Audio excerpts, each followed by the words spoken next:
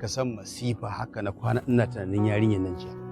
Ha, kwana abin har ya kai ga haka? Idan maganar yarinyar nan ta tabbata cewa mata aure ce to ya za a yi kenan? Sai mijin ya lissafin nawa ya kashe a biya shi. Alhaji sai ka ce wani business? To business ne mana.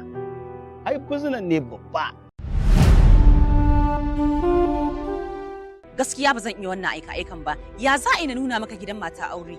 Ina so ne dan yi mata alkhairi a matsayinta na wacce ta dauki hankali na. Shine kawai. To kai yanzu Alhaji duk 'yan matan da suke cikin duniyan nan ka rasa wacce za ta dauki hankalinka sai mata aure. Aini duniya ta daban take. Salamu alaikum. Lafiya waye?